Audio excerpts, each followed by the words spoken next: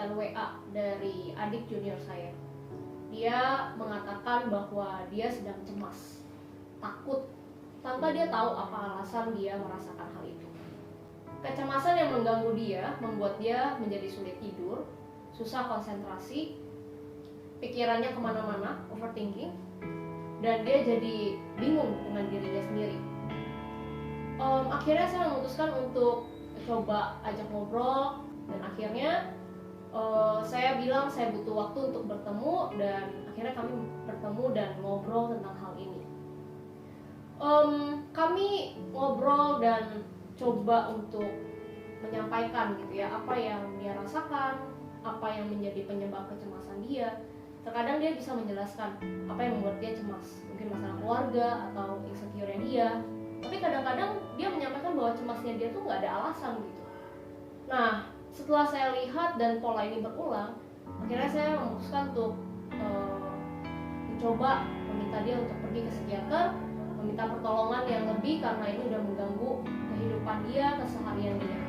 Berdasarkan data Kemenkes, sepanjang tahun 2020, sebanyak 18.373 jiwa mengalami kecemasan.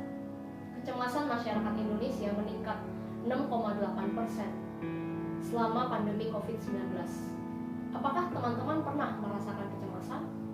Cemas salah satu emosi yang bisa kita rasakan pada situasi tertentu, dan itu wajar.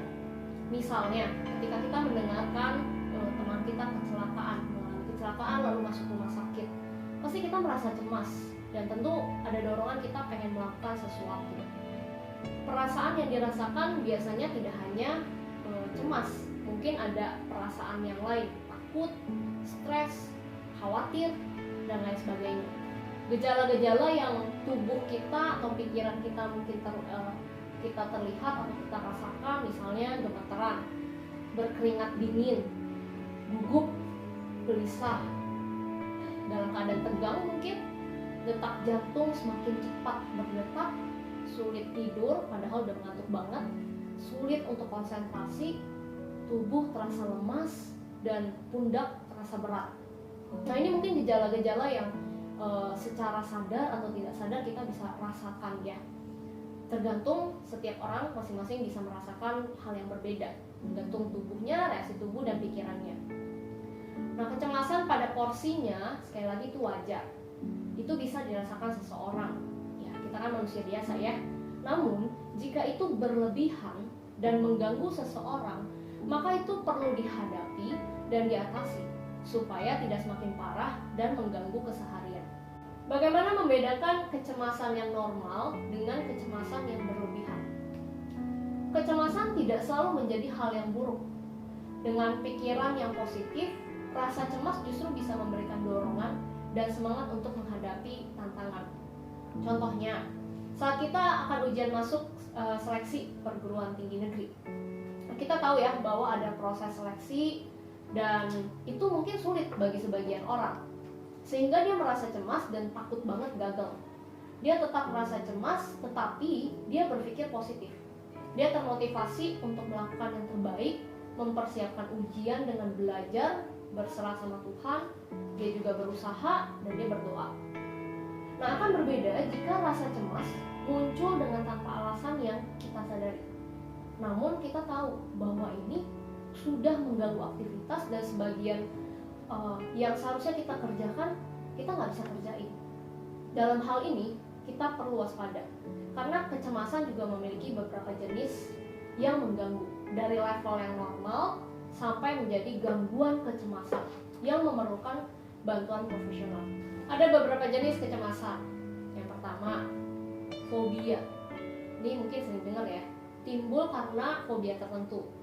Orang yang bersangkutan mempunyai rasa takut, misalnya nih berada dalam ketinggian, ya. Seseorang yang berada dalam ketinggian dia fobia, maka dia merasa cemas kalau lagi di ketinggian. Yang kedua, kecemasan akut. Ini muncul tiba-tiba dengan intensitas yang tinggi biasanya ya, memakan waktu yang tidak terlalu lama. Yang ketiga, kecemasan yang kronis, bertahan terus-menerus dalam diri seseorang dengan intensitas mungkin rendah, tapi hampir selalu merasa khawatir, tanpa sebab, tanpa alasan, dan dia tetap merasa cemas dengan alasan yang mungkin tidak terlalu jelas. Dan yang terakhir, kecemasan yang normal. Nah, timbul karena ada alasan yang jelas. Tentu ini hal yang biasa mungkin kita pernah rasakan. Misalnya, kita menghadapi ujian, menunggu hasil operasi. Seseorang ibu yang cemas karena anaknya belum pulang jam 12 malam. Nah, ini adalah beberapa jenis kecemasan. Kenapa bisa seseorang merasa cemas? Yang pertama, kecemasan bisa timbul karena adanya ancaman atau yang mengancam dirinya, baik terhadap tubuhnya secara fisik, tentu itu yang kelihatan, pikiran, secara jiwa, maupun dalam hal yang lainnya. Ancaman ini bisa secara realistis, bisa juga tidak realistis. Misalnya ya, kalau yang secara realistis, ancamannya, contohnya kita ada di dalam bis. Nah, kalau di dalam bis, kalau sore-sore pasti rame banget. Kita ngelihat ada seseorang yang mulai mencurigakan. Dia mulai melihat tas orang lain, dia mulai memasukkan tangannya ke dalam tas, dia juga mulai melirik kanan dan kiri pas ngelihat mata kita. Nah, kita udah pasti tuh ngerasa cemas dan juga agak terancam ya, kita mungkin bingung gitu, karena itu bisa terjadi juga sama diri kita, atau kita jadi bingung kita mesti ngapain. Nah, itu adalah contoh yang realistis. Sedangkan seseorang yang merasa cemas karena tidak realistis, contohnya mungkin ada seorang teman yang pernah menyampaikan, kayaknya saya ada yang mau bunuh saya nih, kemarin saya dikejar-kejar sama orang lain. Padahal nggak ada satu orang pun yang kejar dia, nggak ada satu orang pun yang teror, bahkan mau bilang membunuh dia. Nah, ini adalah kecemasan yang tidak realistis. Yang kedua, kita menghadapi konflik dalam diri kita, antara kita mau menghadapi atau justru mau menghindar. Nah, ini contohnya gimana? Contohnya, waktu seseorang pengen dioperasi. Kalau dioperasi, tentu kita cemas ya. Ada rasa pengen menghindar karena kita takut gitu ya, kita cemas, tapi tetap kita perlu hadapi. Nah, ini bisa beresiko. Kalau kita mau hadapin, ya resikonya mungkin kita bisa gagal dalam operasi. Tapi kalau kita nggak hadapin, kita mau menghindar, kita juga bisa sakit dan nggak sembuh-sembuh mungkin ya. Yang ketiga adalah ketakutan. Ya, kalau merasa takut, kadang mungkin kita sulit ya membedakan takut dan cemas. Tapi pada dasarnya ini kedua hal yang berbeda. Nah, kecemasan bisa muncul karena kita takut akan hal tertentu. Misalnya takut menghadapi ujian, takut ditolak sama orang lain, ya.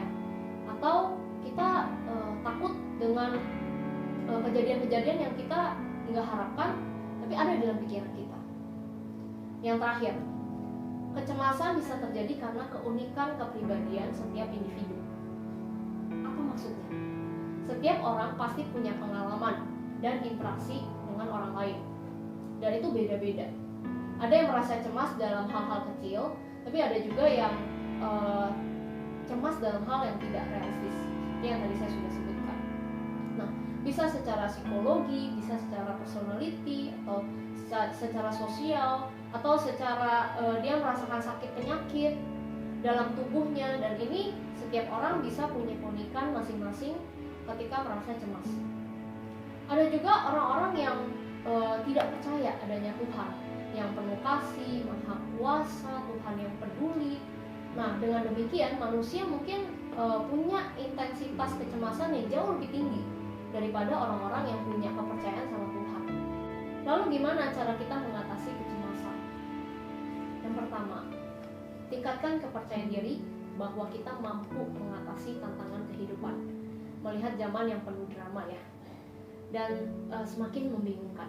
Kita juga perlu mampu untuk meningkatkan daya juang dalam diri kita. Yang kedua, temukan kegiatan lain yang meaningful, menjauhkan diri dari sumber kecemasan.